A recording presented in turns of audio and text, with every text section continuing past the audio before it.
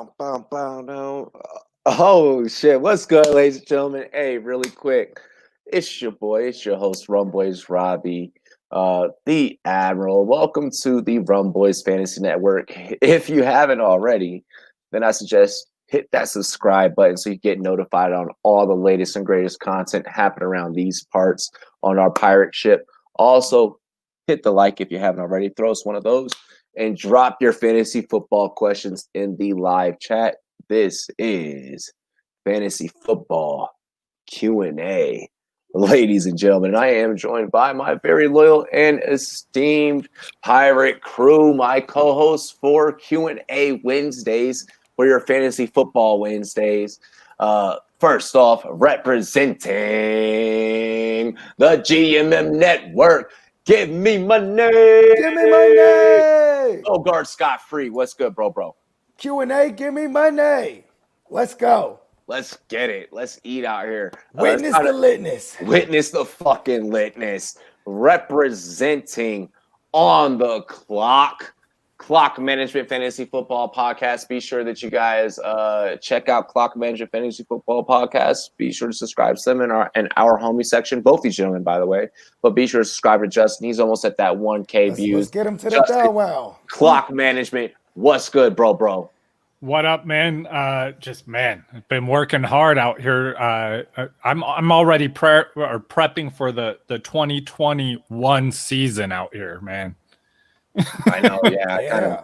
Today I realized, I was like, oh shit, it's time to start prepping for 2021. I gotta start getting Dynasty ready and shit like that. I'm like, God. Yeah, all the off-season stuff. I'm already getting mad because I can hear myself.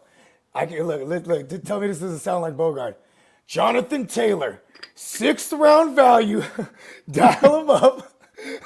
I know you're mad at him last year. He's coming at a value behind that line. Oh man, I can hear that. Please stop me. I'm telling myself on the other end of the spectrum. I'm gonna be like, I know Todd Gurley helped your team last year. Exactly. I'm sitting back. I'm like, Travis Etienne, go draft Travis Etienne with the 101. Like, I'm gonna be. That's gonna be me so much. And I'm gonna be like, fill in Jets pick here. Do not draft him. Do not, yeah. Well, okay. What if whoever they draft? What if Lawrence goes there and Etienne? How mad are they? Oh, don't. That's and not it's nice. still Adam Gase. You almost made me throw up in my mouth. Cheers to me. Cheers to you. All the rum boys and girls. What it do? Dilly. Bud Light, give me money. Bristol Brew Christmas Ale. Give me money. Yeah. Unofficial sponsors. Man, it's beginning to look a lot like Christmas. Bogart, tell us about Monkey Knife Fight. Hey, Rum Boys and Girls. You want that cold hard cash? Them dividends? Head on over to monkeyknifefight.com, and when you use promo code RUMBOYS, we'll match your first deposit all the way up to $50. That means if you drop 10, you get dub. If you drop dub, you get 40. But to maximize the Rumboyz Fantasy Network's promo, you use promo code RUMBOYS and throw down 50. Get that 100. Get in on this legal, legit sports daily fantasy prop action. You know what I'm saying? There's all kind of isms over there. Less or more. Rapid fire. Touchdown dance. MKF in full effect. Basketball around the corner. Man, golf just came and went. It's incredible. They got everything for you. And right now, UFC fight nights. Fight nights. Let's fucking go. monkeyknifefight.com. Promo code RUMBOYS. Monkey Knife Fight. Give me money. Dilly, y'all. I want to remind everyone that we are live here on our YouTube channel, but we are also live on sportscaster.com and the Sportscaster app. Be sure to download the Sportscaster app on all iOS Apple devices. If you haven't downloaded it already, we recommend Sportscaster to you to participate so that you can join. Holy shit, I just fumbled that. So that you can join the biggest online sports community globally, worldwide.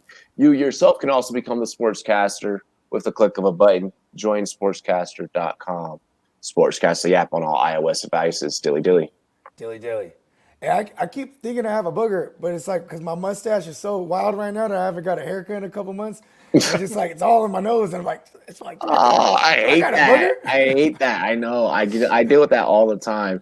Yes, yes, Bill's Mafia Rob. Stefan Diggs has approved monkey knife fight. Dilly Yes. dilly. Stephon Diggs, give me money.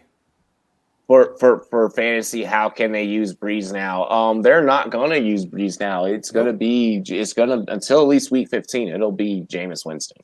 Yeah, famous Jameis, the former president of the Pick Six Club. He's back in office. You know what I mean? He's throwing that thing.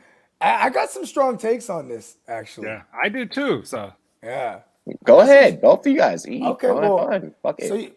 you remember last year when Drew Brees looked like the Drew Brees we all know and love, right? Or maybe not love, but we're aware of and used to. And then when he got hurt, here comes Teddy Bridgewater, right? Yeah. Teddy two And Teddy gloves. Bridgewater went on like a 5-game win streak. Yeah. Yeah, and it was more like a game management approach. Like they're like, okay, this playbook's for Teddy right here. Not gonna really do anything. They're gonna have the reckless. same thing for Winston. No, here's the thing. Is I feel like that same playbook they were using with Teddy B this year, they took one look at Breeze week one, they're like, all right, we're going to this playbook. Or, because he kind of looked like a noodle arm a little bit, you know what I mean? So there was all this kind of safe game managing, not too much chances down the field. Now with famous Jameis in there, they got an arm that isn't a noodle right now, you know what I mean, in this point in his career. So maybe we see some Harris down the field. Maybe we see even more Jared Cook because he favors his tight ends historically. You know what I mean? And of course, Chris Godwin. Chris Godwin ate last year, so Mike Thomas is going to be viable. I think this is going to be a good look and a new look for the Saints. So, Okay. so I agree with you. I think it's going to be a new look, but this where I disagree with you. So I think it's going to be a new look because small sample size here, right? We saw him come on the field for 25. Well, Drew Brees went down. They had 31 plays after Drew Brees left the game. Correct. 6 of those went to Taysom Hill. Yeah. Then, which basically a running back, right? Running back, wide receiver, tight end. Yeah. A football player. Yeah. Yeah. An offensive weapon. But then out of the rest of those 25 snaps, 11 of those went to a running back or were rushes. And then 3 of them were passes to a running back. I think they're going to try and keep things short. I don't think they want him slinging the ball because he is the king of the interception. I think they want to put this game in Kamara's hands, not in Jameis's hands. So I think Kamara actually sees an increase if that's possible in stock value. And then also Latavius Murray, I think will be a solid flex to RB2 every week. I like that. I would say this. With everything I said, I'll specify it for the fact that they're playing the Falcons. Yeah, this week. Shoot, gear them all up. Start them all up. So here's the thing. Can the Falcons blow a lead if Jameis Winston throws for an interception? I'll split between the two of you. I think you're both right. Okay. And I think there's a very viable possibility that everything that both of you guys just said could actually happen just because of how dynamic that Winston is. The turnovers are going to come. That's going to happen. Oh, yeah. Taysom Hill is going to get his touches. That's going to happen. Okay. But I still think that Michael Thomas is going to be viable. I do think that there could be a possible uptick in Alvin Kamara. I do think that Latavius Murray can now become somewhat of a viable deep league flex option for you guys in fantasy football. I would wait a week on that second half of that take that I just mentioned there about Lat Murray. Yeah, but I think I've targeted him in several leagues to pick up. I'm not throwing him in this week. Right. No. I'm right. But I do think that the takes that both you gentlemen presented actually need to be heavily considered. And for those of you guys that are viewing, if you want to feed a little bit more into what either one has said, then that's perfectly fine. But I think that you really need to be water with both options that both analysts just pointed out, because there is a place and there is a scenario where both things that Justin just mentioned and Bogart just mentioned actually do fucking happen. So Matt Ryan or Jameis Winston? Asking for a friend. go with what you know. Yeah. I want to have fun, so I have Jameis in there right now. I like to party, so I got Jameis Winston. Give me and I hate Todd Gurley. I would put it. Oh man, I put in Ryan, but I gotta put Ryan in there. But okay. You're right. But you are right. Like if you want to have fun, like fucking spin the wheel. Still some crab legs. Yo, dude, oh god, fuck! Why'd you do that? We're going on a crab leg. Hungry. Yo, do I start McLaurin or Calvin Ridley? You start McLaurin. Yeah, You start McLaurin. McLaurin. I mean, that's a super safe floor. I don't know why you would compromise having that safe floor. So does Calvin Ridley, though. You know what I mean? Like PPR wise, fuck yeah. But you know, I mean, it's a better defense he's going against. I mean, exactly. There's always the chance that it's just not his day. You know, he's coming off an injury. I mean, McLaurin is the guy there. Who else are they going to throw it to? It has to be McLaurin. He has to see targets. And J.D. McKissick, apparently. Yeah. McKissick, you better own McKissick out 2-3 weeks. If McKissick out there on your waiver wire, snatch him up. A Justin Classic, 30 interceptions divided by 1% is still 30 fucking interceptions. That's would you rather have Higgins or Swift at flex? I think Swift. Damn, I think I'm gonna. Yeah, you got to rock the guaranteed touches, and he's.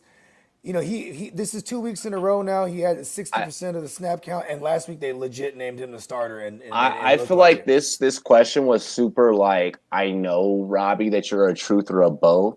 Which one are you a truther of more? Yeah. That was like an emotional tug of war, and that wasn't nice that I had to do that. I'm gonna tell you right now that like I have these dudes almost back to back, and like you know how much I like them rest of season rankings, but my answer here is T. Higgins, and that's because he has the better matchup going into the playoffs.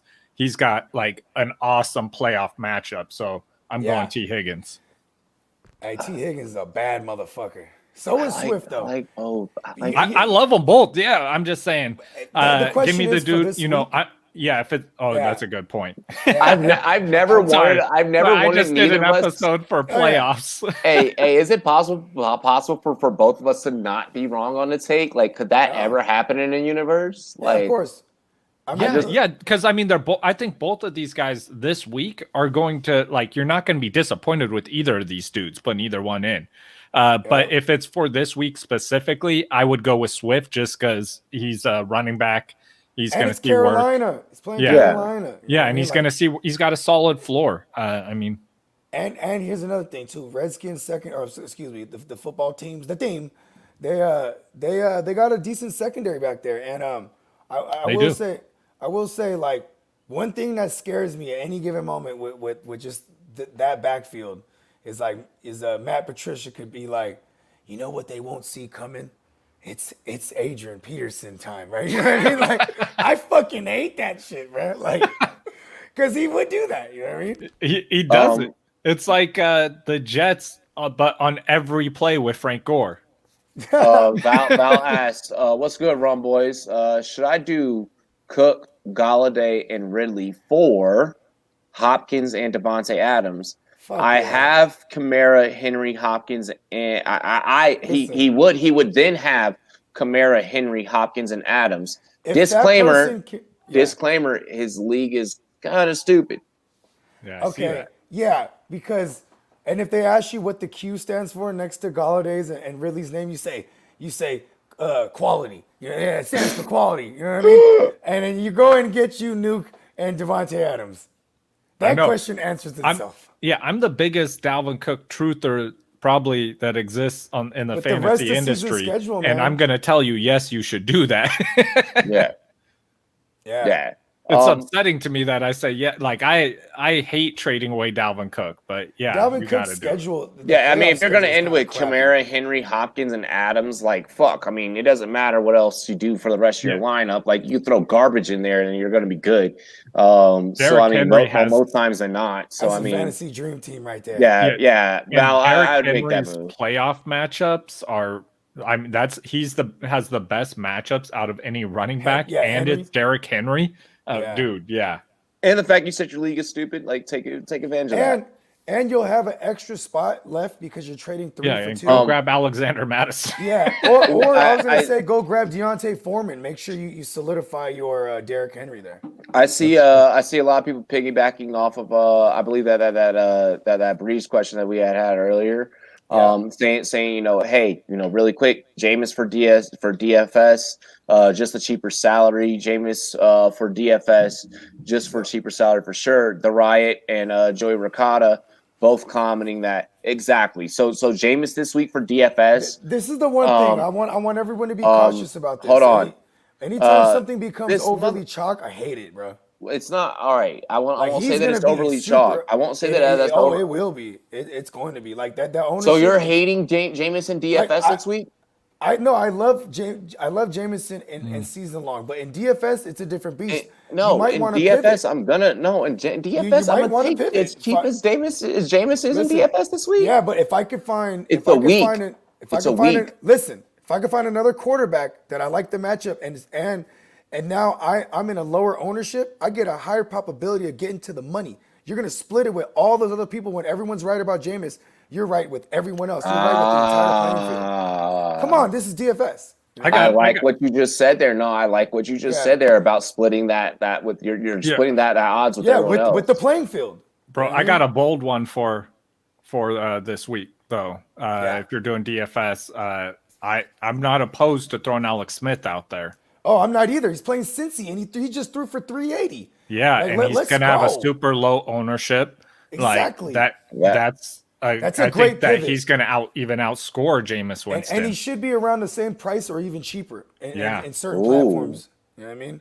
Hey, this is one of those things where, like, honestly, we're not really wrong on. And now that you guys just open, now that you guys just open my eyes, that no, you guys make a very, very, very fucking good point. Bill's wife Robbie says talking walls. It's because Bogart's panel's like over off to this side, so I can look. Yeah, it's funny because Robbie's on my left. So when I look at him on the screen like this, but he's really over here. Yeah, I was gonna say, and you've mastered it, Robbie, because I always looked the wrong way the first time. I know. I even tried to think about it. I'm like, all right, my bookshelf is on the side I need to look on. Bro, and then I still look the wrong way. I'm like, damn it. Robbie?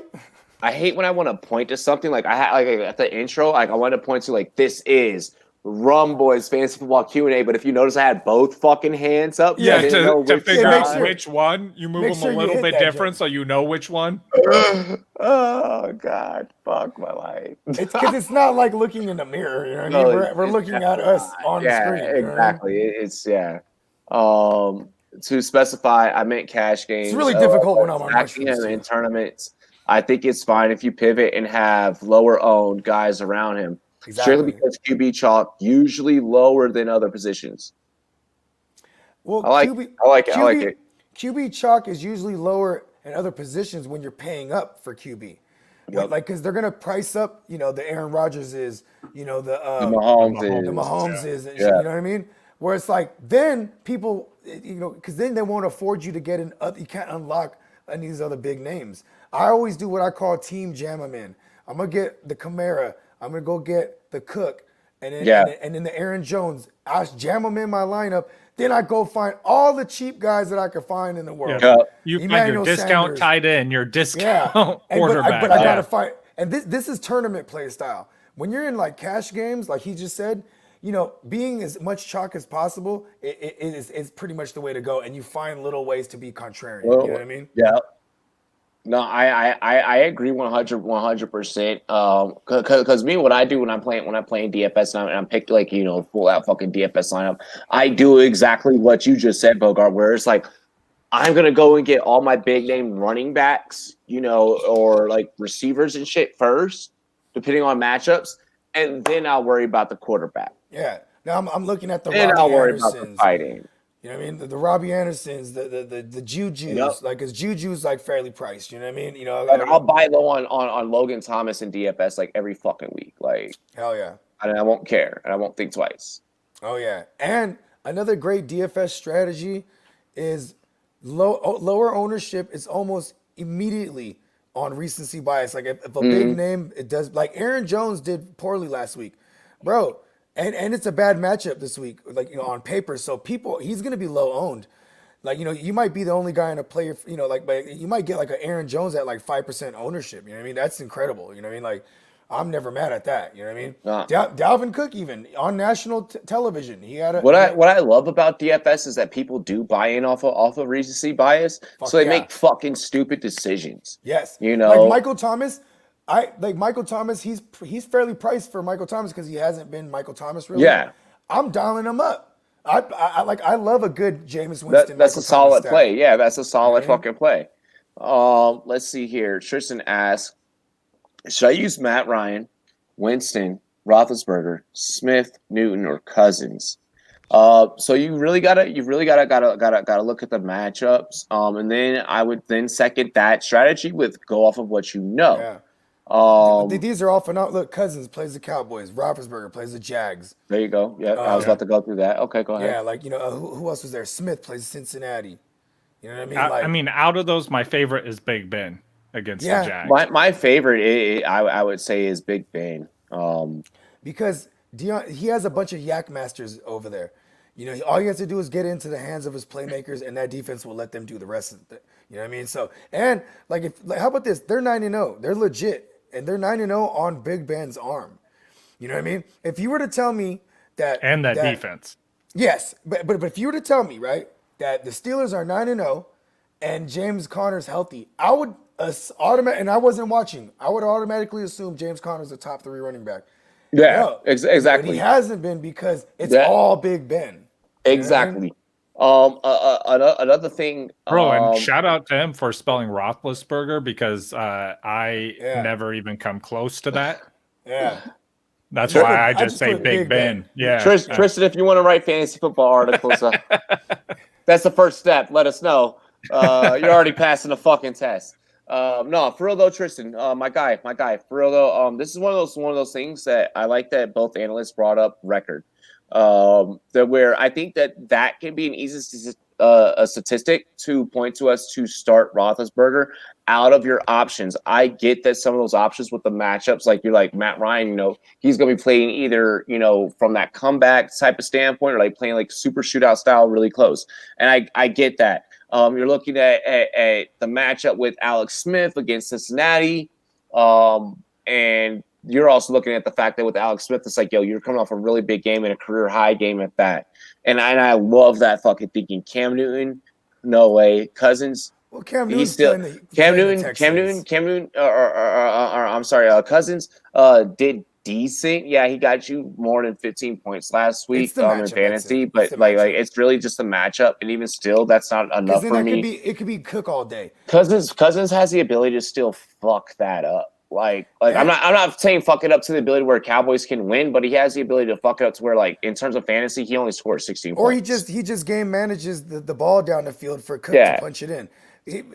One thing with Roethlisberger too is like the game could get out of hand with Jake Lieutenant Dan, and that deep playing against that Steelers defense. So I am gonna narrow it down to Smith and Matt Ryan here. But that's why I say this too, and I say every other thing about, and I broke down each individual guy just to show you how much that you could really answer your own question just by relying on record at this given point. That's not always going to happen because you have game manager quarterbacks that can score you fucking 12 points that could be undefeated, But in this scenario right now, you got to rock with the hot hand, and that is Roethlisberger.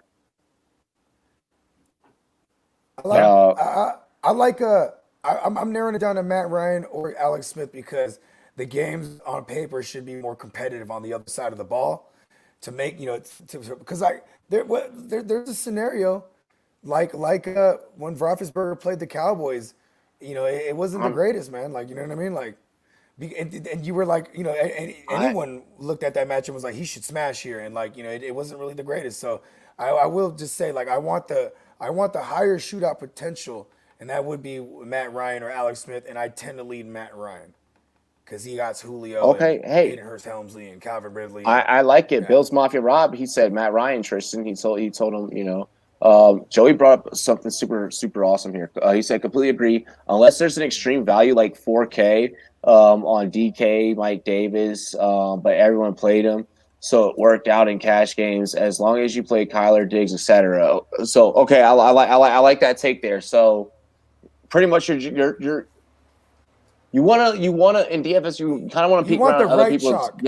you want the right chalk in cash games Yeah. like and kind of peek around at what other people are doing, and then that's when you kind of go in and you set your lineup. Tournament style in GPPs, that's when you're like, all right, I'm gonna throw in Keelan Cole right here. I'm gonna go ahead and put in a Cole Beasley. I'm gonna do, you know what I Man. mean? That's when I'm throwing in Christian Kirk. You know what I mean? That's when you're doing. You're nitpicking. Yeah, you're doing the contrarian as fuck, and then you go chalk with like some big hitters, because I know those three. If I hit on those three receivers, you know what I mean, and I have the big dog running backs, and like maybe then I could even go high price with my QB.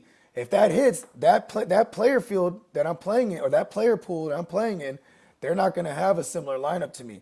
You know what I mean? And if there is, it'll be a low percentage. And that's how you get more of the piece of the pie. You know what I mean? That's Jameis, the man who cooks crab legs. Oh my gosh. Yeah. Hello, boys. The NBA draft lottery was some boring ass stuff. At least Kira got taken, but how the Pelicans going to use him? Roll Tide. So, not taking. Only thing I care about during the NBA draft is where the fuck LaMelo and Wiseman were going to end up. Wiseman ended up with the Warriors. Yes. He went with the Warriors. Yeah. I knew you were going to do that. I knew it. I had him. I had us getting Wiseman last year. Like saying like I was like when me and my boys was talking, I was like we're gonna get Wiseman. Yeah, well, I remember you saying this on like a couple. This was like forever ago on Rumboyz After Dark. Yeah, like March. Yeah. Yeah. So yeah, you got the Wiseman pick right. You guys got Wiseman. LaMelo Ball went to the Hornets. Seen that. His dad's still a fucking idiot. That I want to fight. And yeah, that's how I feel about the NBA draft. Congrats, Obi Toppin. He went to the Knicks, or no, not the Knicks. Not the Knicks. No, the Cavs. I think it was the Cavs. No, I can't fucking remember, dog. I was watching it and I stopped. You know what I told myself? I was like, I'm about to read the transcript after, like where everyone. Well, J Love did a mock draft, and then he's gonna recover it again on Rumboyz.com. So I'm not even bugging. Nice. Michael Thomas smash I'm still boycotted until they bring back my Sonics. Might be receipt bias, but how do you feel about McKissick at 5'2", at 5,200? 29 targets in the last 2 weeks. I'm not mad at it. I think we might have missed the train on the lower ownership though, because now 2 weeks in a row people are going to be on exactly. It. Yeah, that for 5K is what really scares needed to hit. You really needed to hit. I mean, it doesn't take a lot to cover that 5K or 5,200. You know what I mean? He's gonna need like what, 7, maybe 12 points, right? Or maybe I was at 15 points to bring back the value. And that's pretty easy if you think about all the quick dump offs he gets. And right now out of running backs in the past 3 weeks. So you're playing 5-2 on fucking. Yeah. I'm hopping in Jimbo's tournament this weekend. Jimbo's fucking DFS shit. Yeah, he been trying to get me in that joint every week. I mean, if the buy-in is right, I mean, I ain't trying to because they ain't paying me to play, so but I'll hop in because like he's fucking around with it. Like MKF showing me love, so I'm gonna always be up on that shit. Like that's where I play my DFS, And MK, we love MKF because we love it for what it is. It's strictly props. Like if they, I could see them down the road doing full lineups with salaries and salary caps and shit like that. And like, well, but we'll let them talk about that. Yeah. But I'm just saying, I could see that down the road. You know what I mean? But it's what they're doing works for them. So. Exactly, but I mean, I'm probably gonna hop in on some on some shit this weekend with the homie Jimmo, and I mean, I don't know if I'm gonna fuck around with McKissick at the 5-2. To be honest, I feel like I can maybe get away with something else. I might even go back to the Duke Johnson because everyone was on that hype last week, so and that seems like a nice pivot play. He should be cheap. You know what I mean? Duke Johnson, everyone's gonna be pissed from last week. He's playing against he's gonna go up against the New England Patriots. They give it up a lot to the pass catching running back. You know what I mean? Let's go. Give me Duke of Earl. Like I would pivot off of him Yeah. but I still like JD McKissick. But like if I was I like that Joey. range, I like that Joey Ricotta's coming in talking this DFS, man. Mad respect, bro, because we're on our toes and we're gonna talk that shit, and we got everybody that does everything here. Gavin says DJ Moore, Travis Fulgham, Will Fuller, Chris Godwin winning his name, Deontay Juice Johnson, and Mike. I can't find the end zone Williams. Pick 3, half point PPR. So. Cool. Let's go. Let's see here. I like Godwin. I want to let Justin go first. Yeah, I'm going Deontay Johnson, Chris Godwin, and this last one's hard, but I'm gonna go with Fulgham. Okay. The only fear with Fulgham is now with Rager back. He's going to get some of those targets. Because Rager led the team in targets last week, right? Or some shit like that. He led him in yards. Fulgham still led in targets. At a whopping 48. Yeah, which I think you'll eventually. I think Rager overtakes him, but I don't think it's this week. So that's why I'm going with him. DJ Moore. You never know what he's going to do.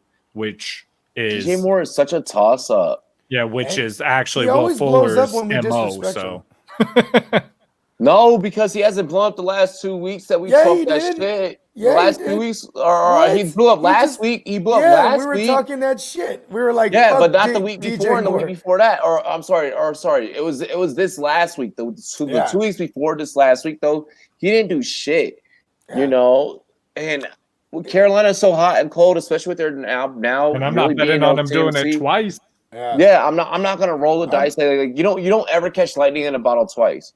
What I'm gonna do is I'm gonna do it like I'm constructing how I want to get points. So I'm gonna go with a safe floor in Godwin. Then I'm gonna go with a moderate floor with Deontay Johnson, who also has a super high ceiling. Yeah. And then I'll go with the home run hitter and Will Fuller. And I hate saying that because I was gonna do the same thing though. Because Fulgham, you got to remember it was James Bradbury on him. We have to put respect on that man's name. James Bradbury, he was on him like glue. And Carson Wentz looked bad. And now you're going into Cleveland where it's a secondary that you could have your way with, but it's going to be a shit weather game too. So I'll just avoid that. I'll go with Will Fuller, who could burn any of those DBs at any given time. No, I'm with you there, Bogart. I'm definitely not fucking disagreeing. And I'm not disagreeing in regards to Justin's DJ. No, I like it because you got the feeling there with Fuller. Yeah, but I was almost tempted to swing Fulgham. Like you could go Fulgham or Fuller either way there. And DJ Moore's gonna make me mad again this week when he does something, and I'm like, man, fuck that guy. Bro, I'll be telling people no on DJ Moore every week. I feel like the only thing that DJ Moore has left to do is really just come on the show and tell us as this panel to go fuck ourselves. But you know what though? This week it's easy to say no to DJ Moore because with PJ DJ Walker, Moore was supposed to be here, Robbie. He just didn't show up. Like usual. Yeah. He was a bust. Also, Balaj or Edmonds this week. I feel like I'd probably go Balaj. I'll go Balaj against the Jets. Yeah, it's the goddamn Jets. I mean, Edmonds is a nice flex, and so is Balaj. But if you're gonna ask me, like, you know what I mean, I'm gonna go with them. Taking a trip to the Bellagio. That's right. Going to the Bellagio. Because the Seahawks, bro, like they have a terrible defense, but their run defense is not bad. Yeah, whenever I go to Vegas, that's where I stay too. Joey, give me your info on Twitter, bro. On Twitter, we do our tournaments. We do our DFS like private tournaments through text. So just give me your information, and then I'll hook you up. I know Joey, we were supposed to like work together before too, man. Hit me up, man. I miss having you around these parts, bro. Shout out to Joey. Let's see here. I'm trying to find some other fantasy, but everyone's like NBA draft. So that guy they took at 4 instead of 2. Oh shit! Wait, hang on. I saw a fucking fancy question. Now I gotta find it again. It's so Johnny Gasecki, or Logan Thomas. Oh God, that one's tough. I love Damn. all three of these tight ends. I am a truther. Oh God. And I'm probably to be honest, I'm gonna go volume when you talk tight end these days, because if you don't have Travis Kelce, you have the same problem as everybody else. And Jonnu Smith was someone I was really big on, going into the year. I have him everywhere, and now he's designated as touchdown or bust. I'm going with Logan Thomas out of all those three. Out of all those three options, I feel like I have to go Logan Thomas. He's getting the most targets. I hate saying it, but Jonnu.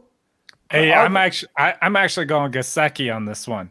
I like Simmons over there. Simmons, he's good against the I like Logan Thomas. The position is all his. The tight end position is all his there. And the reason why I'm not going with Jonnu is because, that Ravens defense, though. Exactly. Patrick Queen is going to be all over that ass. Yeah, I think, they're going to find other targets. They're going to have to run the ball, look for AJ. But, I don't think Jonnu's going to be the dude.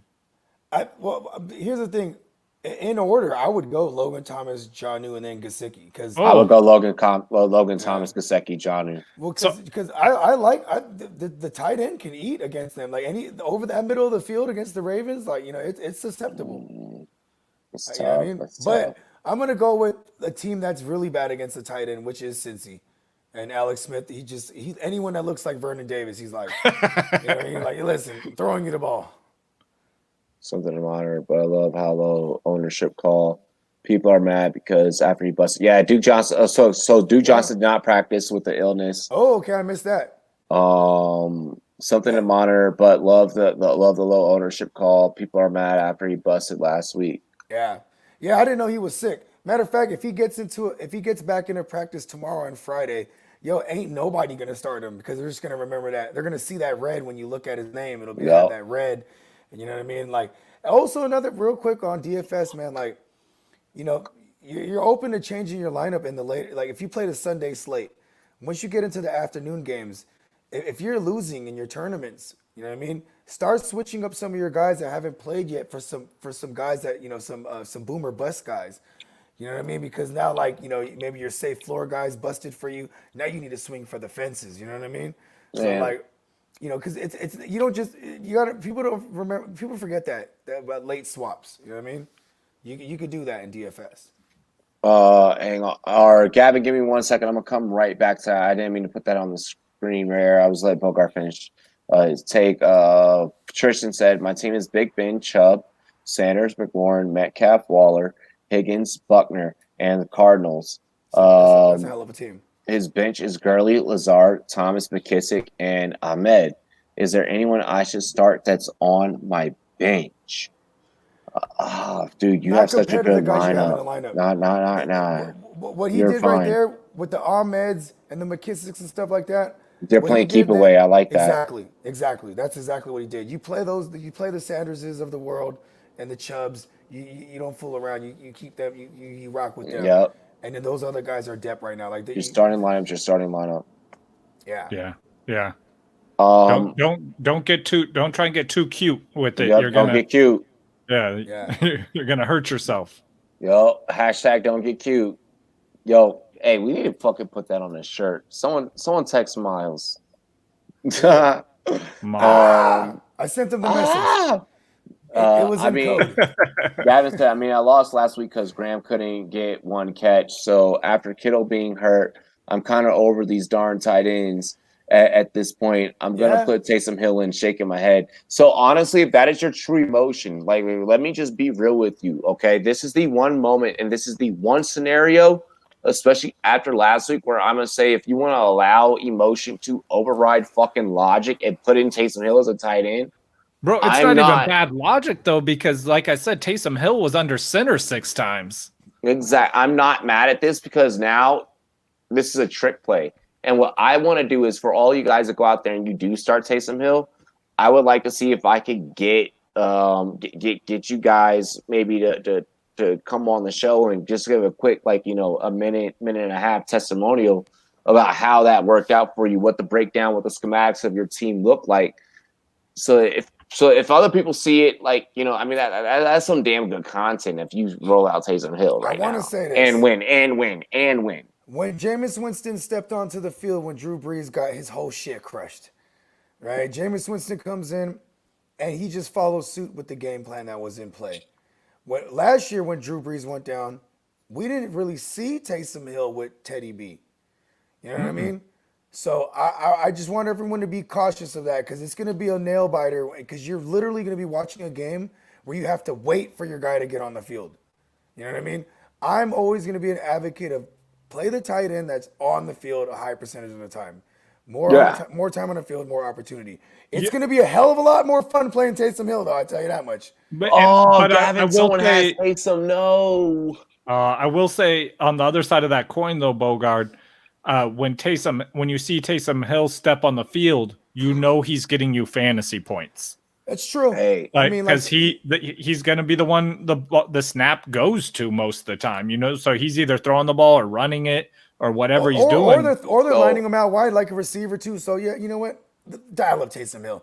I mean, I'm okay with it. With like how crappy the tight ends have been. Like he also gets a ridiculous amount of goal line work. So I'm gonna keep it all the way at Thou Wow.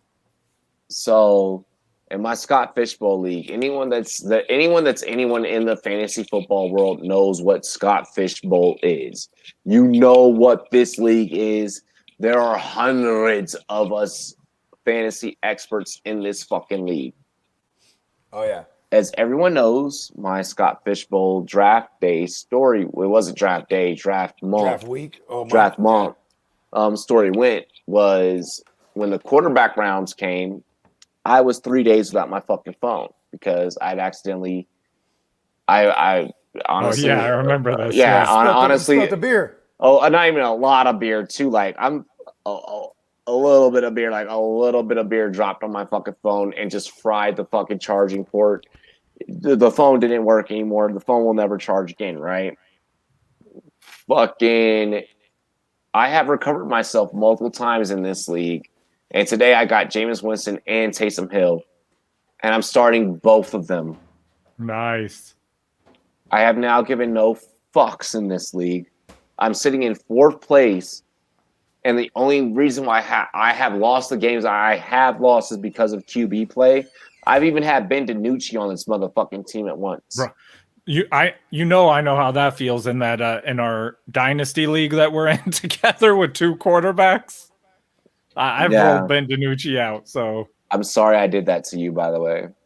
It was fucking. I mean, it was better than the weeks I've played with no second quarterback. This is true. I have a good chance at the cash in that league. Yeah, I'm playing the long game there. I got a lot of good young players in that league. So I won't say who, but I'm pissed that someone said, "Damn, I'm pissed that I won this week. I was hoping to get a better draft spot." I was like, "That's not how you fucking play football." Yeah, no. I mean, I drafted young players, and then like my quarterback situation didn't work out, and like I'm doing horrible in that league, and I'm still trying to win every week. Oh, I'm putting my best lineup. I'm laying big dick energy. I am number 1 in my division. I am number 3 overall out of the number 1s. I just need to get myself into a position to get a bye. If I don't get a bye, I'm not worried in that league. I'll just whoop one of y'all's asses. It won't be me. I'm fighting to make the bottom of the barrel on that one. Oh my gosh, Taysom Hill is available as a tight end in FanDuel, I believe too. I do think it's hilarious. I've been playing in a 2 quarterback league with 1 starting quarterback, and I'm still beating people. Look at fucking Gavin. Gavin's like, yo, I'm fucking trading Jimmy Graham for Taysom Hill because fuck Jimmy. Bro, I would not recommend that. Yo, fuck Jimmy Graham, bro. I'm done with Jimmy Graham. I'd be done with Jimmy Graham. He's too touchdown dependent.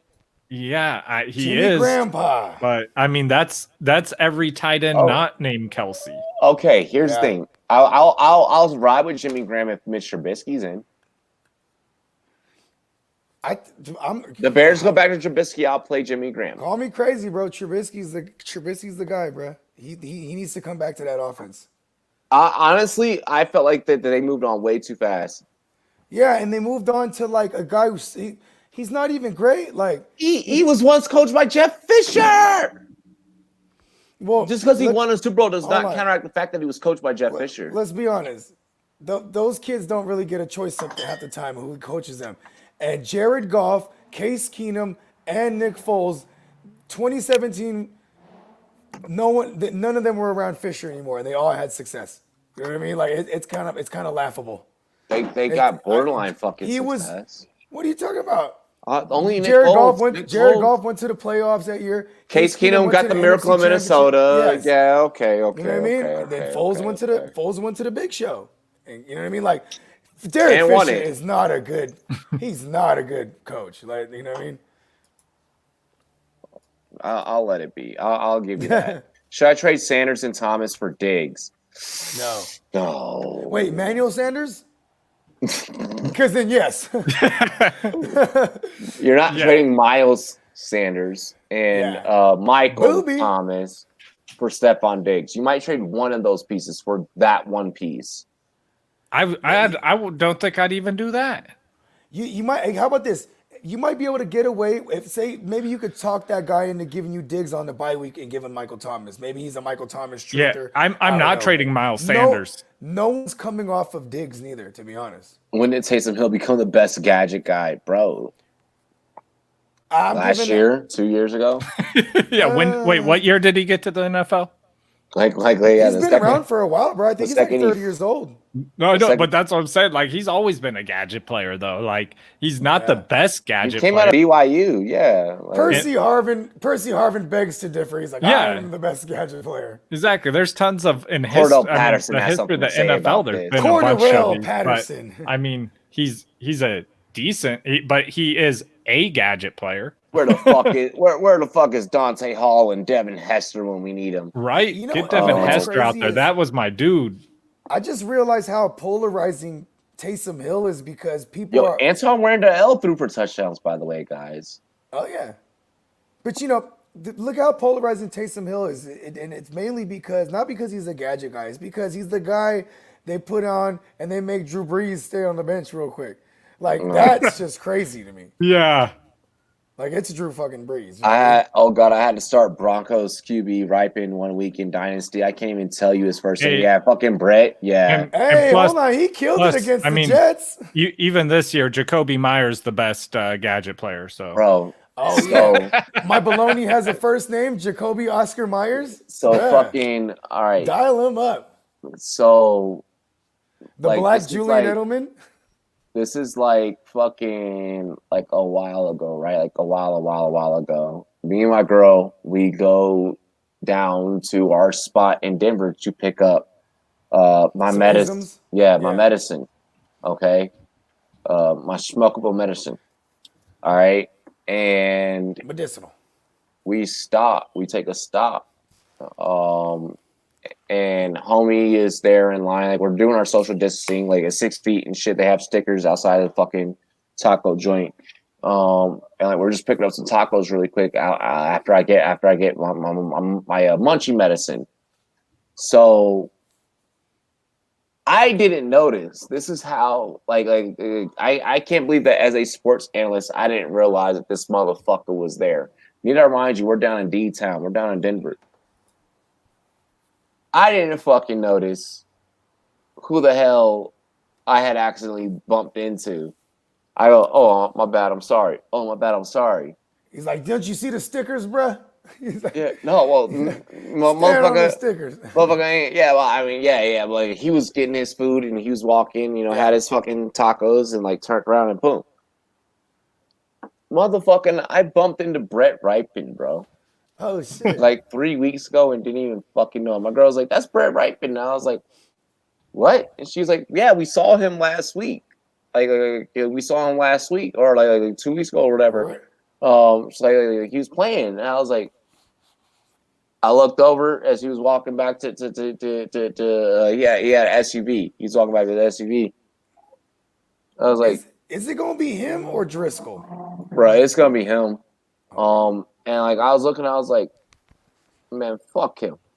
I was like, I didn't even notice. Like, bro, homie looked like a regular ass. Hey, yo, homie, run those tacos. He looked like a regular ass person. Like he looked like one of us, bro. Like that's why I didn't know. Like to this day, I don't know if that was him. She was like, no, that was him. I was like, no, that wasn't him.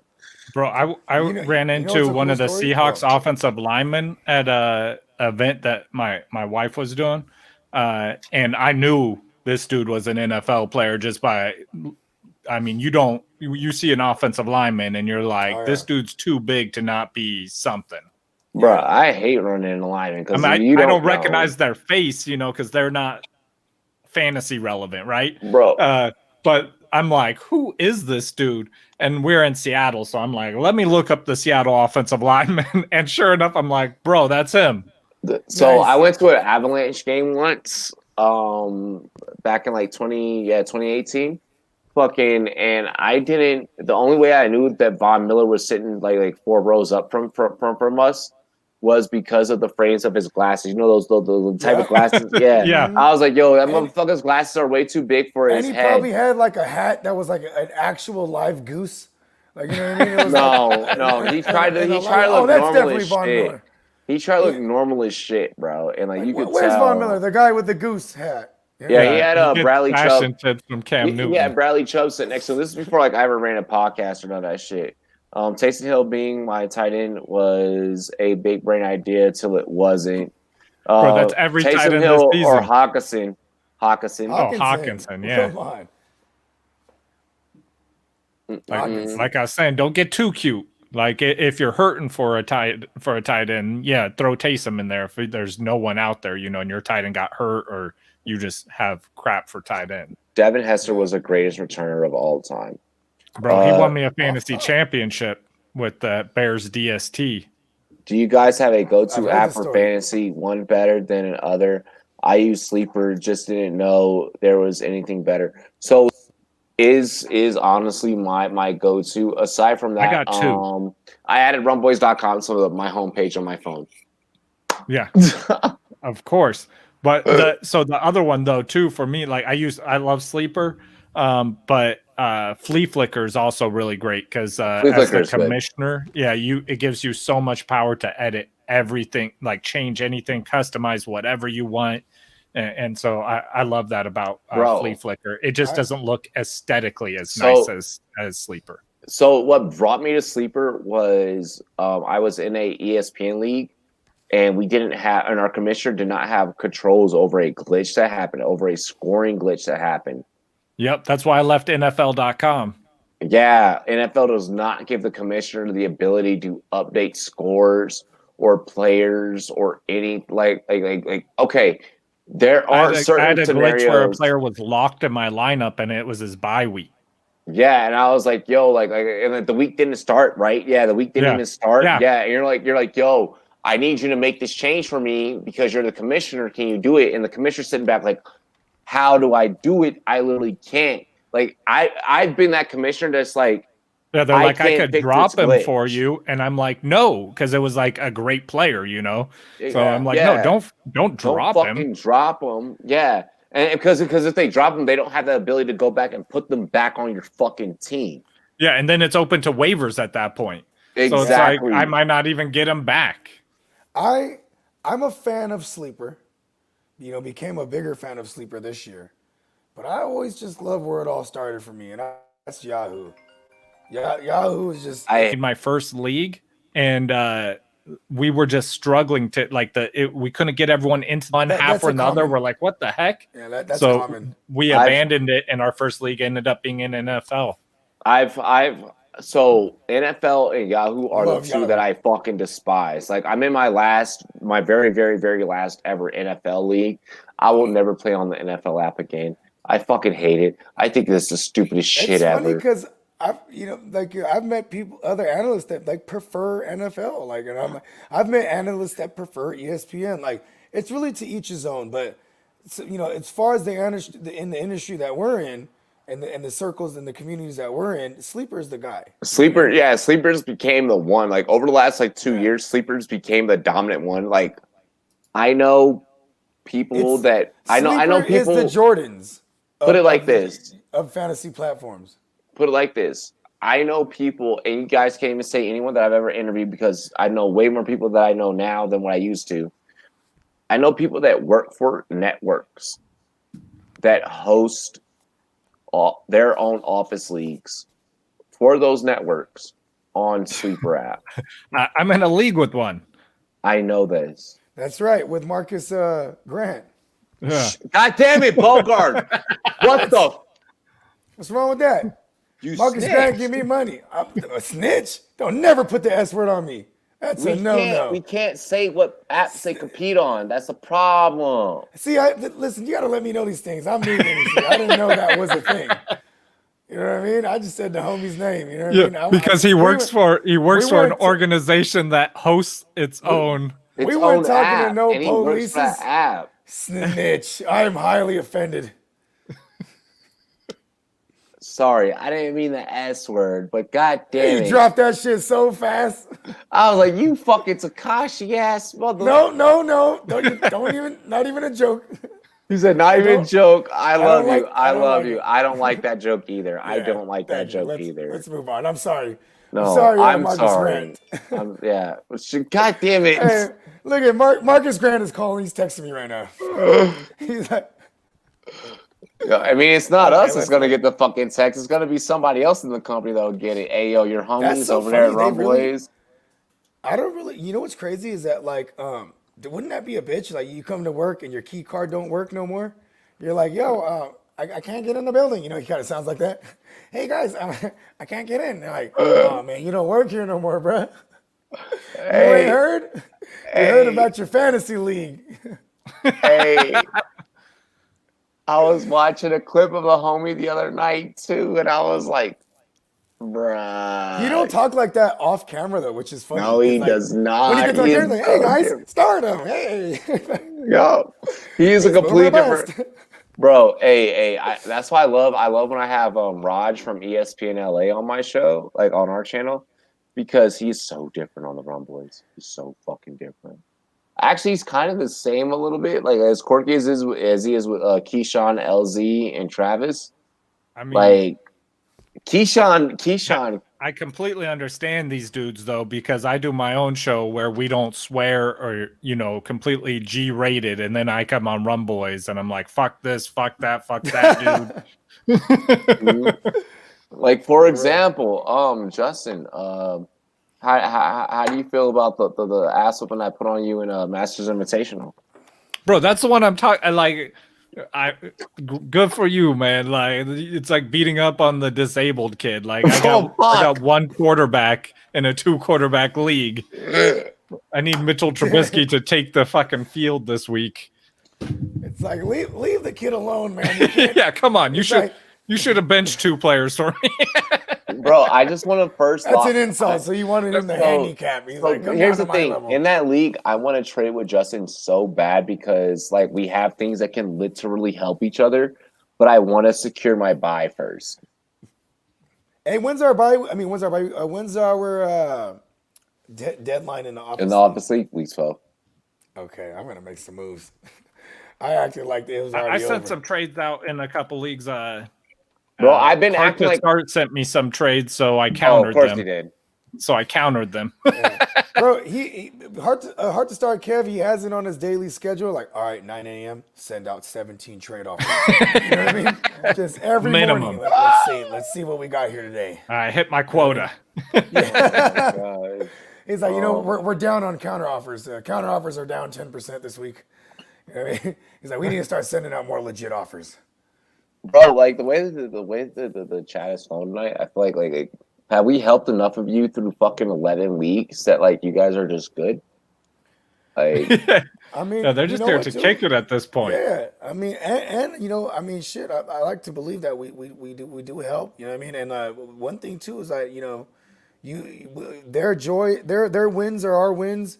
Their pain, we feel the pain too. You know what I mean? Yeah, I get. Like people send me messages, after I sometimes DMs, whatever, after like I give them advice, and usually, they're happy about it. Every once in a while, they're like, I can't believe you told me to start this, dude. And I'm like, dude, I'm sorry. Yeah, I'm sorry, man. I got that one wrong. Mm-hmm. It happens sometimes. But like when I give you advice, it's the same thing I would have done. What? Yeah. And I probably started that dude too. Sunday's gonna fucking roll around. Everyone's gonna be in the chat. Yo, what do I do? What do I do here? What do I do here? You know, and like, bro, that's gonna be pandemonium. It's gonna be pandemonium. It's gonna be insane. It's gonna be insane. Like we did a whole Q&A the week, earlier. Hey, just saying. You know what though? But everyone's procrastinators out there. They wait till Sunday morning to set that lineup. Oh yeah. Just make sure you don't got anyone that's playing on Thursday in your flexes. Yeah, which by the way, we will be live Sunday as well. Yeah, if you got someone playing Thursday, put them in. If they're a running back, put them in that running back position. Don't leave them in that flex. Leave yourself options. Yeah. Are you guys nervous about starting guys tomorrow night on Thursday? No, it's a different type of game. Tropical Edge asks, what do you think Jameis Winston's record will be the next 2 to 3 weeks? 2-1. If he plays 3 weeks, I'll give. I'm gonna bring up their matchups because I'm not familiar after this week. I think it's 2 out of 4 the next 4 weeks, including this week. He has Atlanta. Those are winnable. Yeah, and he matchups. plays the Broncos next week, and that's so he plays Atlanta, Broncos, Atlanta. I'm gonna give him 2 out of 3. Yeah, I think the Broncos actually beat him. I mean, I know. The Broncos am. Defense is feisty. Yeah, it's a sneaky good defense. Yeah, it's just their offense puts them in bad positions. Yeah, you know who else puts offenses in bad positions? My man, infamous Winston, the president of the Pick Six Club. Dial it up. I have a theory that he counts those as his touchdowns. I have a buddy, one of my best friends I grew up with. He was really drunk before the season started, and he made a bet with me that the Broncos would have a better record at the end of the year than the 49ers. Oh no! And I took this bet because it was at the beginning of the year, and now it's way too close of a bet to be comfortable. Aaron, as a Niner fan, I don't want to win anymore. Let's get a high pick. I know. I'm like, oh God, please! I want to win just to win the bet. I think you got to lose the bet, Justin. What's good, Raj? What's good? Oh bro? Man, I just noticed what shirt you got on there, Bogart. Oh yeah. You know, same represent. I got the vintage joint. You know what I mean? Yeah. I'm facing the 10-0 team. I need 3 running backs: Aaron Jones, Mike Davis, Henry, J. Robinson, Edmonds, Swift, Fournette. Oh shit! Damn, you got all of them. I mean, I'm starting. Henry and Jones are a must. Yeah, or automatics. And I like Davis. I like Davis, but I'm going Swift. Yeah. Yeah, I'm going. I actually did my rankings episode with Fornicator, our weekly rankings episode, and I have Mike Davis at number 8, and it's because of the volume there. And how much abuse he's taking? I think he's going to do good against. It's Detroit, right? He's playing against. Yeah, I think he's going to. That's not a great defense. I think he's going to be able to score there. But still, I'm going with Swift out of these.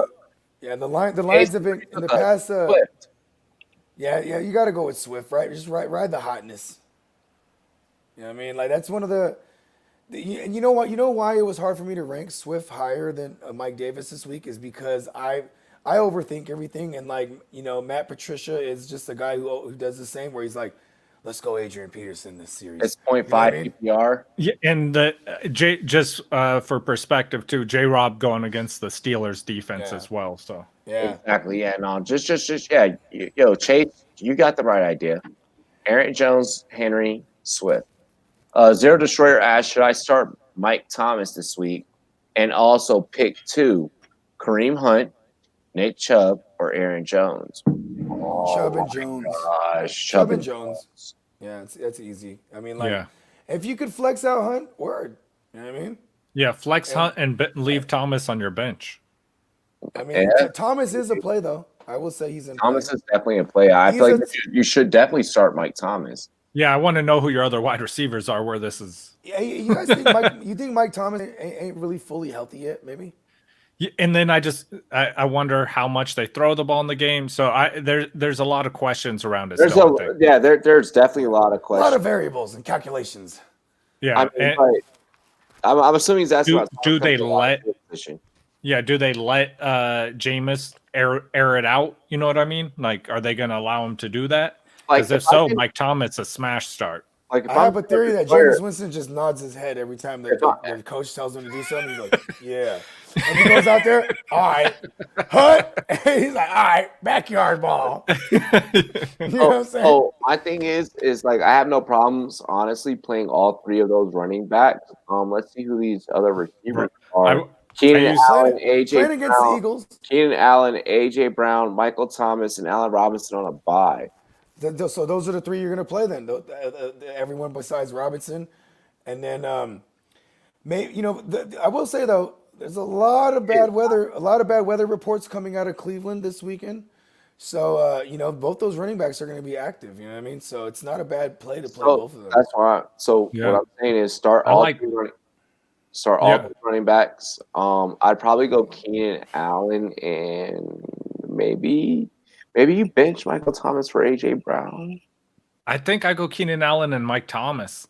You go Keenan Allen, Mike Thomas. Okay. AJ Brown's against Baltimore. Yeah, AJ Brown's against Baltimore. Yeah. Okay. Keenan Allen. When they played in the playoffs, you know what they did? They erased AJ Brown. He did zilch against them. In the playoffs Keenan Allen against the Jets and Michael Thomas. I like that. You can't lose. Yeah, because that's you just playing the matchups. You know what I mean?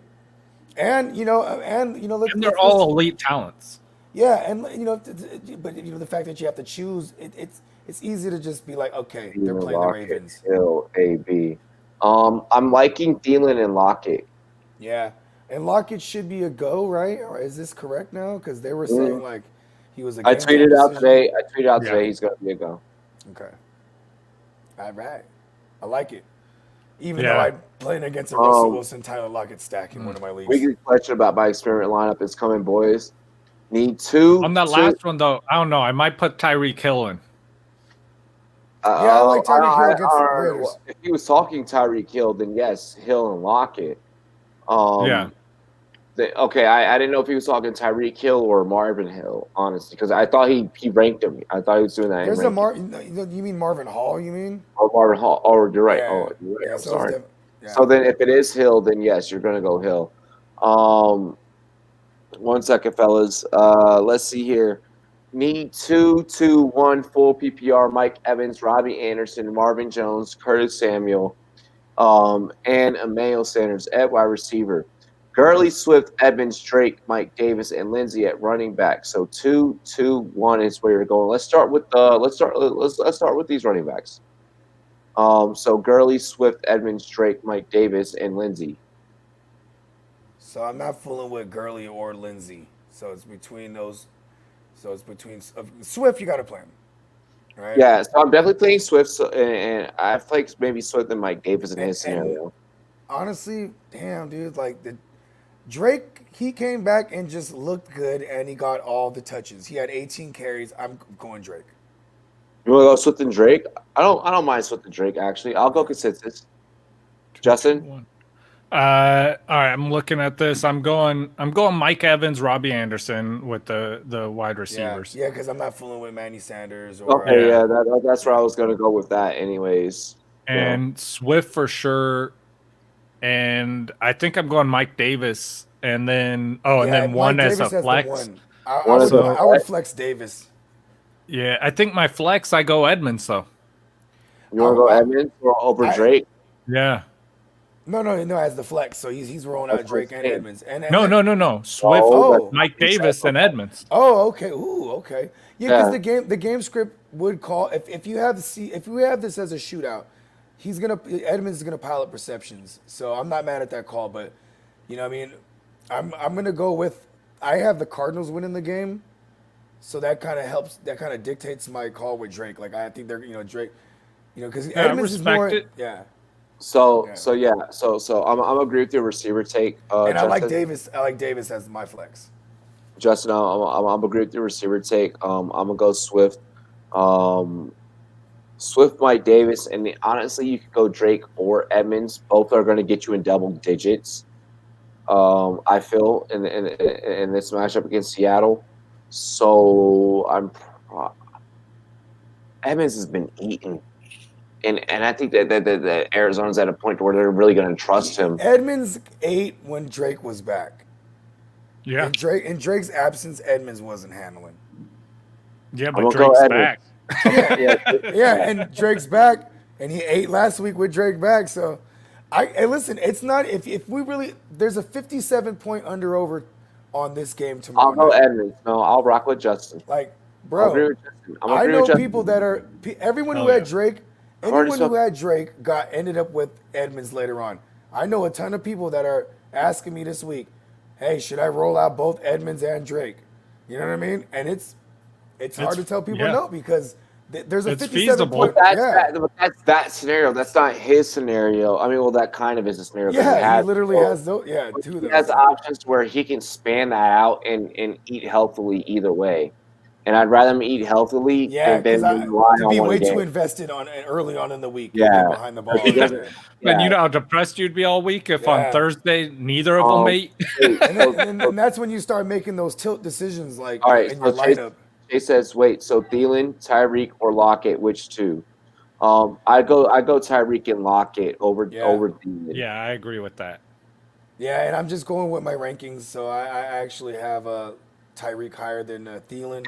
And exactly, Chase, like you said, because Cook might just run all over Dallas. So you're correct. You're correct. Yeah. You're correct. And he will. Yeah, I'm putting you in the right direction. Let's go with it's safe money, but it is the Minnesota Dalvin Cook's playing the Dallas Cowboys. So exactly. My wide receivers are Hill, Hopkins, Evans, and my tight end is Kelsey. Pick 2 out of your receivers. I'm assuming. I'd probably go Hill and Hopkins. Yeah. I'm definitely going to do that. And were you just bragging about your tight end? Yeah, he just threw it in there, just letting y'all know that. Well, maybe to add context, that he didn't want to be too heavy on the Chiefs.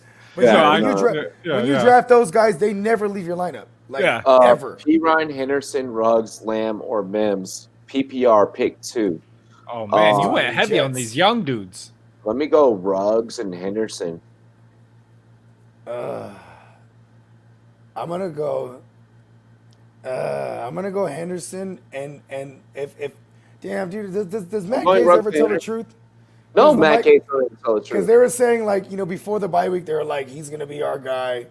You know what? I'm going Ruggs and Henderson. Just don't play the Jets. Fuck it. Be safe. I agree with you guys on not playing the Jets, but I'm going to go Ruggs and Lamb. Okay.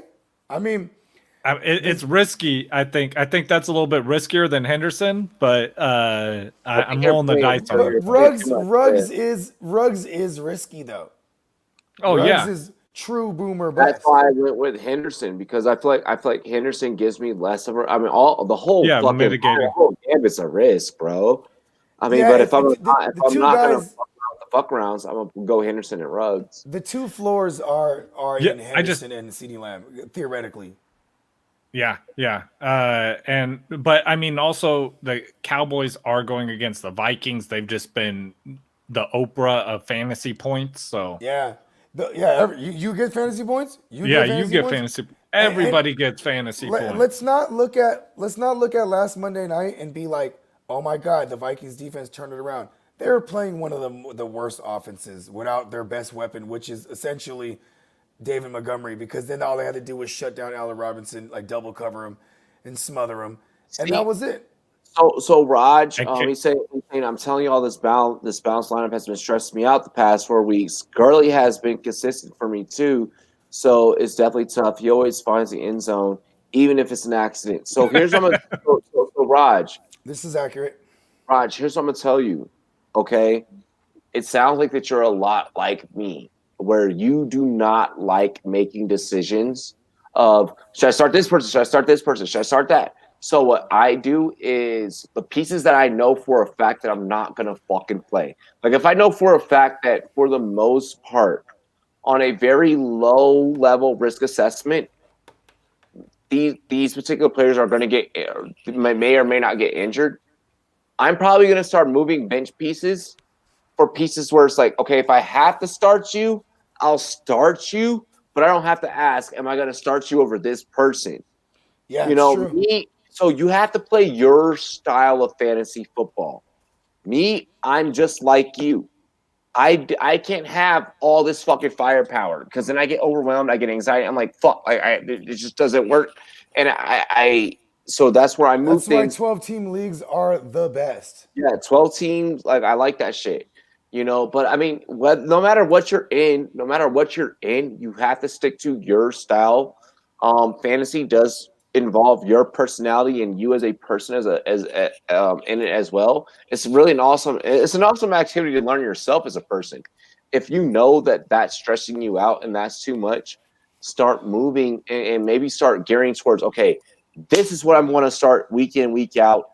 This is what my team will look like. And if I have to replace anyone on this starting lineup, these are the guys I want to replace them. Solid floor, nothing too high, nothing too low. If I need to put them in, I can put them in. If they're on a bye, I can boom.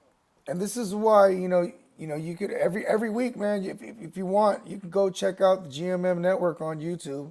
Hit subscribe. I drop a weekly top 24 receivers, top 24 RBs, and I have a debate with my man, the fantasy fornicator, from the Bears, Brews, and the Yeah, you Bros do rankings. podcast. Yeah.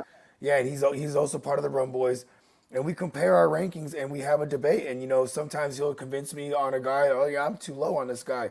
You know what I mean? And because then whenever I have these decisions to make, sit decisions, I look at my rankings and Everyone has their own fantasy. I got my weekly rankings as well. Yeah. Everyone has their own fantasy philosophy. Everyone has their own fantasy psychology. It just helps the headache. You know what I mean? Because then I'll be like, well, I had that guy higher. Like I wouldn't have. Sometimes I get mad. Sometimes I argue with myself. Yeah, and like last week, man, I there was no Jair Alexander, and I was like, you know what, I might want to play him over Tyler Boyd, and and I had them ranked, Tyler Boyd, then DJ Chark, and then there was no Jair Alexander, and I'm like, all right, we're gonna do this. We're doing this thing. Everyone's style is different, I mean, Tyler Boyd got 2 more points, and I lost by 1, and I'm still mad about that shit. You know what I mean? Like, if I would have just stuck with my rankings, you know what I mean? Yeah, I mean, it actually happened to me like that. Once again, everyone has their own style. Like that's the way that Bogart likes to do things. Me, I'm very much, these are my guys. These are not my guys, and this is how I'm gonna work and operate. I'm very much film over stats. I'm very much. I'll look at stats and I'll look at rankings. I'll take that into consideration. I love film because they put the stats in perspective. Yeah, exactly. Because if you're not watching the game and you be like, oh my god, Derrick and stats can be misleading sometimes. Yeah, absolutely. Because you could have a 70, like say you have 2 yards of carry and you have 12 carries. Then that 13th time you get the ball, you go 75 yards. Then your average is like 6 yards of carry, and then it's like that's skewed there. You know what I mean? So you have to look at the film and be like, oh, okay. I mean, it's fantasy, so there's a lot to take into because I mean, you got to look at who they played against too, because it's like this dude rushed for 100 yards, yeah, but it was against the Jets. The biggest thing that I can obsess over is play your game. And the best example that I can use as to why you should follow that philosophy, right here before we get into outros, is you guys watch sports. You guys, I'm sure, watch other sports other than just football. You've seen multiple times where athletes go to a team and they try and build a super team, and that super team just doesn't work out because of too many personalities clashing. I'm not saying that that's how it works in fantasy, but yourself as a person. Shout out to the New England Patriots where they're like, we just need one good guy here. You yourself as a person, when your alternate, I don't want to say personalities, but like your alternate, kind of like debates within yourself clash. The alternate fantasy ego. Yeah, so figure out a way to minimize that and get that low as possible for yourself. So like Eric said, Houston Rockets. So you don't end up with the Houston Rockets where it's like we got James Harden and Russell Westbrook, we got all this shit, and now we don't know what to do with it. You don't want that. I'm 7-3. Should I trade Zeke or Josh Jacobs, and for who? So if you have both of those, you're stuck in I'm gonna be realistic. If you have both those. If you have both of those, you're stuck in a bind. I'm not moving Josh Jacobs. I'll move Zeke. I'm moving them both for Derrick Henry. I would do that. Josh Jacobs is if he's not getting the touchdowns, you're upset with him. I'm not moving Josh Jacobs. Josh Jacobs is Derrick Henry got the best fantasy playoffs. You're 7-3. You're probably making the playoffs at this point. Aaron Jones owner and see if he's pissed off over the last week. Yeah, because Aaron Jones has like the second best schedule against the run after Derrick Henry. So. And move Zeke for Aaron Jones. Like I'm cool with either one of those. Zeke +1. No one's gonna be like, okay, here's Aaron Jones. Let me get shitty Zeke. Anything else? Like I don't give something viable though. You can't just viable. I mean, you can't just be like just Zeke and get him. Like it's gotta be mediocre. Zeke and Jakeem Grant. Zeke and Jakeem. That's not gonna happen. No one's doing that. You got to give him something viable. Like, come on, unless this is clearly like a league with stooges. You're not moving Josh Jacobs. You're not moving Josh. I would keep Josh Jacobs. Try to pair. What you want to do is pair Josh Jacobs with someone better. No, than Zeke. You're keeping Josh Jacobs. You're pairing something. Yeah, I just said that. No, you said the opposite. No, you said you want Jacobs Josh with Jacobs someone better than Zeke. Someone like on your own team. Yes, like you have a better running back tandem. There you go. Yeah, no, you keep Josh Jacobs at all costs. And you gotta to move Zeke. That's it's like trying to Raj, you've been watching this show long enough. You've been watching this specific episode, this specific Wednesday night episode for the last 3 weeks. Wednesday night Raj is what we call him. Raj, we've been saying to move CMC and why you still have him. Well, people might not be buying it. You know what I mean? But if you're not buying it after watching us for 4 weeks, no, I'm talking about the people in his league. Yeah, he might be trying and they're not biting. But if he's asking the question, if you've been watching Raj, as long as you've been watching us, if no one is bitten on that, then you can't. You just gotta ride with it. You just gotta ride it. And you sat through it this long. Exactly. Yeah. What's the difference? Yeah. And if you've been winning, man, bravo. You know what I mean? Because I'm gonna keep it real. One of our long time, the more long term follower you become, I'm gonna keep it real with you. I'm gonna keep it straight up with you. You know, bro, we've been telling you to move CMC. We've never told anyone to hold CMC. In the last 4 weeks, we've been telling you to move CMC. Zeke, it's been going on for about 6 weeks. We're telling people to move him, and then we stopped saying that like 3 weeks ago because no one wants to buy him. That's why what I was saying earlier, like if you're gonna try to go after Aaron Jones, you can't just be like, hey, bro, here's Zeke. You better hope that Aaron Jones owner is a Cowboys fan or something. They're not bringing him back. They're not bringing CMC back. I'm still like I'd say there's a 30% chance if I wanted to put like why would I want to bank on 30%? I'm just saying, like, and no one's buying them, so you're stuck with them, and you just hope that 30% turns into 100% that he comes back. If you still have CMC at this point, you're stuck. Like, you're fucked. Like, I feel like if you still have CMC, but it's a good fuck because if he comes back, you're like, hell yeah, I got CMC. I know it's not because he's not coming back. I mean, that's not set in stone yet, so I can't, you know what I mean. Look. But what's up, TK? What's up, TK? What a TK! It's a high probability though. TK will be on the show December 4th. I mean, we're gonna agree to disagree, and I don't agree with anything that you're being way too optimistic. I was literally just saying this yesterday, breaking down how if I literally the next 2 games, I'm taking the pointer part of the ball opener, and I literally just said verbatim yesterday. I laid it out. Me, Bogart Scott Free said, if they lose this next 2 games, they're all but mathematically eliminated. They don't need to bring CMC back. They'll probably shut him down. I know. And I used the OBJ as an example back in 2018. Okay, even though I said it, and now you're saying that I'm not saying that. I'm staying optimistic. I'm saying optimistic for the kid because he's stuck with him, and like the upside is that if he does come back, you got him. That's like telling false hope. They haven't said CMC's out, so I can't. I'm not going to be the one who's going to speak in certainty. I can't speak in certainty right now. We need more information. That's like me telling you can be whatever the fuck you want to be. But realistically, you cannot be whatever the fuck you want to be. Because if you could be whatever the fuck you want to be, you would have made different decisions in life, okay? All right, I want to be president, but I would have made them. This is not a life lesson. This is a CMC. You need to take a life lesson that this shit ain't working out this season. I seriously love how I'm in the position where I have to start Balaj and Gio this week in an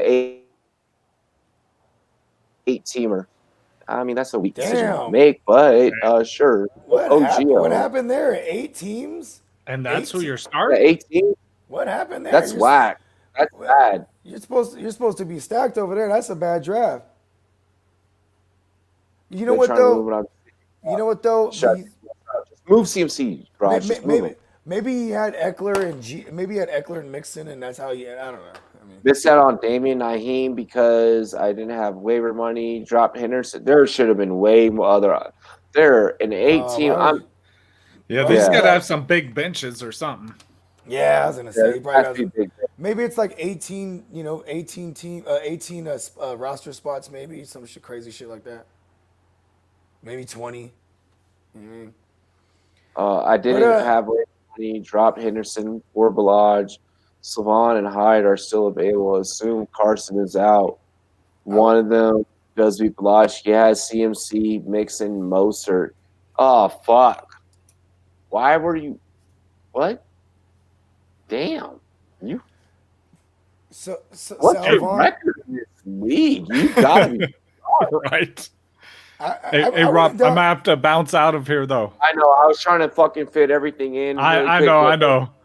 Tell them where they can find you really quick. Hey guys, it's not too late. You can find me at Clock Management Fantasy Football on YouTube. Get over there. Make sure you hit that subscribe button. Get with us before we hit that 1K mark. Give away autographed jerseys every month. So all you got to do is comment on our videos. Be entered to win. Yep. Nice. Dilly. Hey, guys, just so you know, get your questions in. We have 3 minutes left in our show. Hey, peace out. Peace out, brother. What'd you say, Robbie? I said I was telling them to get their questions in because we have 3 minutes left in our show. I'm literally like 2 more. I'm done. Bro. Peace out, my brother. But yeah, Jakai, somehow you're still 5-5. Also, there's 4 bench slots, so I guess running back is that shallow. Honestly, even with 4, it shouldn't be that shallow. I think you really put yourself in a position, and we're trying to to help bail you out. If there's no Mixon, you have to go. Yeah, because he's gonna get volume. You know what I mean? It probably wasn't the best volume last week because it was against the Steelers. It's gonna be against Washington. You can go get some run. Well, and here's the thing with the Washington you front seven. Balaj and Gio, like that's what it is. There's no. You don't have to go in it. You know what? It's not bad. It's just like in an 8-team league, it boggles the mind. Like, but he said Mostert, CMC, and who else did he say there? All of his injuries. They're all beat up. Yeah, man. So just you got to survive, man. You know what I mean? Matt Ryan or Carson Wentz, Swamp Nola. You're going Matt Ryan. Carson Wentz they're going to be in bad weather. Fucking Eric. God, why did you draft no running back? Like, fuck. He drafted running backs. He just fucked himself and didn't trade at all. It sounds like. Just posted on the discussion board. We'll see see what I get offered. Raj, there you go, bro. That's how you do it. Talk to the league. Talk to your league. Yeah, because if you're not trading, that means you're not trying. You know what I mean? Like you gotta. It's not. No one's gonna approach you if they haven't already. So you gotta. It's Swamp Nola. Make sure that you subscribe to the channel if you haven't already. Yeah, make sure you hit that sub. You know what I'm saying? Yeah. And we here for y'all damn near every day. But yeah, like Bogart was saying, if you're not trading, you're not trying. If you're not wavering, you're not trying. But at the same time, you need to know your fucking lineup. Like that's where I will say that me and Bogart we do disagree.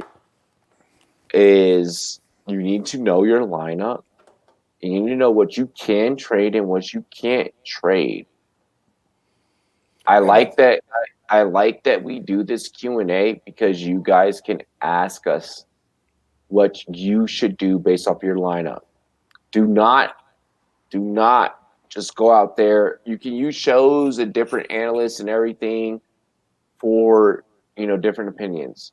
I have built a collective group together for you to be able to check these guys out and subscribe because they don't have the same like-minded isms as me, but it is a diverse enough group that is thorough about their shit that'll actually help you win championships because they're out here winning championships with their personality types and with their strategy types. I'm out here winning championships with my personality type and my strategy types. Don't just click on some fucking video and be like, okay, I'm gonna listen to what this guy said in 12 fucking minutes. Don't do that. We do an hour to an hour 30 minutes for you guys because it actually helps. Mm-hmm. And we do this as a live chat because maybe one person will ask a question that hopefully answers another fucking person's question. And that's what's important. You know, so that's what we're working towards. Raj, I'm definitely gonna work with you.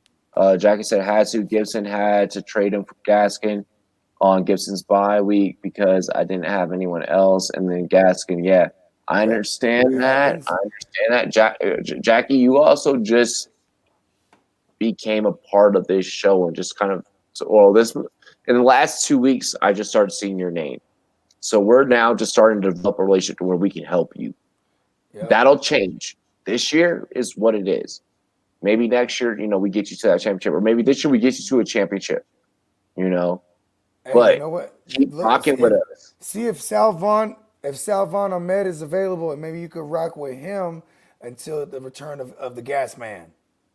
You know I mean, that's a rental, but you're in a small league, and but he has Miles Gaskin. You're in a very small league, and you already told us what your lineup was, and we were like, oh, okay, like hold the fuck up. Yeah. I need someone to flex Edmonds, Antonio Brown, Pittman, or Hyde. It's Pittman. Damn, Hyde might get a full workload. It's Pittman or Edmonds to me. Pittman is Jair Alexander there available? It's Pittman to me. If it's not Pittman, then it's Edmonds. I mean, if I had to choose between Edmonds and Hyde, I'm going Hyde. Right now, I'm trying to choose between Pittman and Hyde, because I'm just Hyde's not even a figment of my imagination. So yeah, but you know what? They give up the third most production to running backs in fantasy, the Cardinals defense. So I like that a lot with a guy who's going to get volume. But I don't think that'd be the guy. Well, who is it going to be? He's higher on the depth chart. I mean, he's higher on the depth chart, but he's not more talented than DJ Dallas. What? I don't think so. I think that motherfucker's old. I think Hyde is done. I fucking hate Carlos Hyde. But DJ Dallas doesn't. We're going to differ. It doesn't matter what you say. We're going to differ. It doesn't fit their style. That's why they brought in Alex Collins. If that was the case, then DJ Dallas would have been running away with his job. You're right. You're right. You know I don't want anything to do with that backfield right now.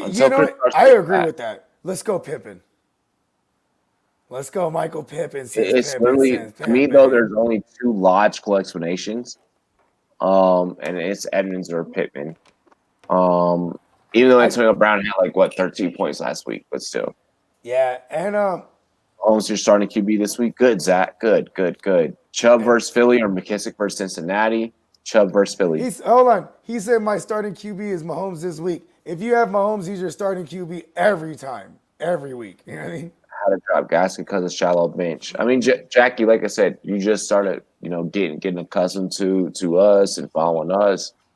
Hey, you gotta do what you gotta do. That those were decisions that might have been made before finding us. I think that now that you have found this network, we're going to help you a lot more. And I think that you're going to execute, and you're going to execute at a very high fucking level. And I think we're going to help you execute at a high level. And we're going to be We're going to be on the lookout for everything that you drop in the chat to see if we can ensure that.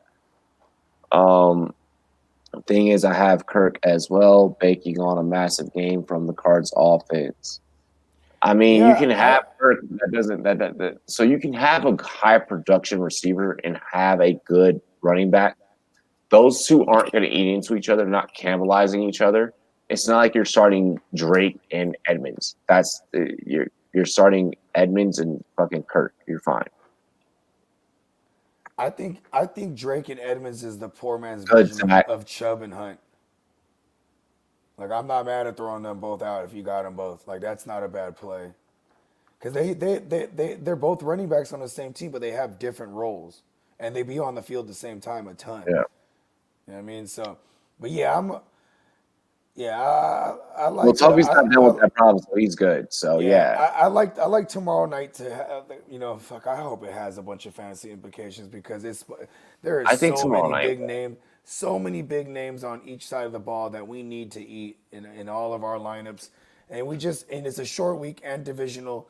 And I know everyone remembers that last overtime game. It'll be fine. It'll be fine. It'll be fine, guys. We'll answer more questions tomorrow. Okay. Yep, we'll see you guys for the Thursday night Monkey pregame. fight, Thursday night pregame show. You know what I'm saying? But I mean, with what we've dished out, like you guys are fine. Toby, I don't want you to overthink, especially because you could play you go and you can play fucking Evans and Kirk and you're gonna be fine on Toby. So let's not trip. Let's not trip. You're not worrying about a fucking Edmonds Drake type of conundrum. You're good. And your specific scenario. So I want to make sure I cleared that up because I know that I got a little bit muddled up just then because we've been answering a lot of questions where people have that similar scenario. Bogart, tell them where they can find you. Hey, you can find me right here on the Rumboyz Fantasy Network. And outside of that, you can find me on YouTube / the GMM Network.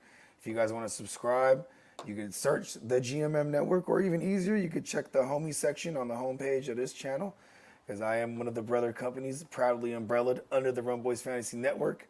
And you could find my flagship show, The Real Fantasy Playmakers. That's available on Spotify. And you can also find me on Twitter and IG at the GMM Network. Hey. Hell yeah. Make sure you guys follow me on Twitter, on Instagram, at Rumboyz, spelled with a Z, N-E-T, like you see it right here below me. You see it on my name tag right there? Right here. Oh, I'm trying to fit it in my hands, and I can't. Right there is where you see it. Go to give me a follow.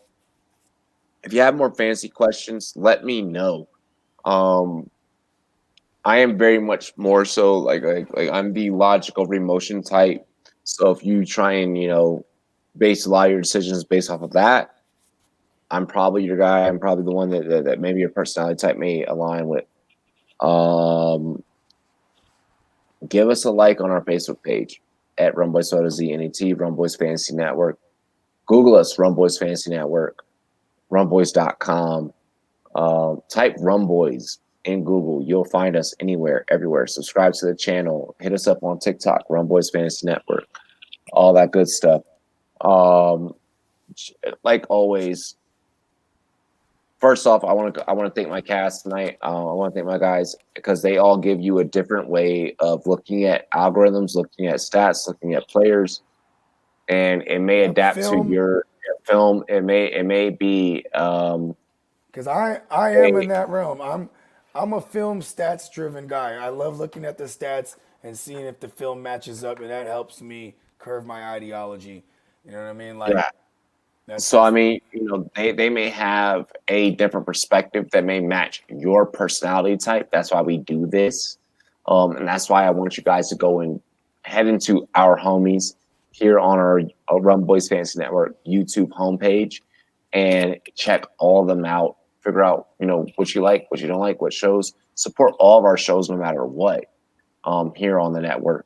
But I want you guys to check them out because we have a little something for each and every single one of you. Everyone has a different approach. Everyone has a different style. And if you combine them all together, it's really going to produce into you winning some fucking money. It's going to produce in you winning a fucking championship. Oh, yeah. Funny thing is, I traded for Drake, traded Pittman, but that will process next week. Oh, well, then you might have time to counteract that or, whatever the case may be. Hope those guys don't get hurt. Right? Hey, but this is how we end our show, and I appreciate you guys for joining our family here on this show. Tomorrow, Thursday night football here on the Rumboyz Fantasy Network. Make sure that you turn on the notifications and subscribe for our pregame show with me and Bogart. You'll want to be in tune for that on Thursday night, and then I will be calling play-by-play right after. Friday night, Rumboyz After Dark. Saturday, we are off. Sunday, 7 hours of commercial-free football with NFL Rum Zone, and of course, Rumboyz NFL AM will get you all set with your last-minute fantasy football questions in the morning. Cheers to me. Cheers to you. All the Rumboyz and girls want to do. Dilly dilly. Motherfucker dilly dilly.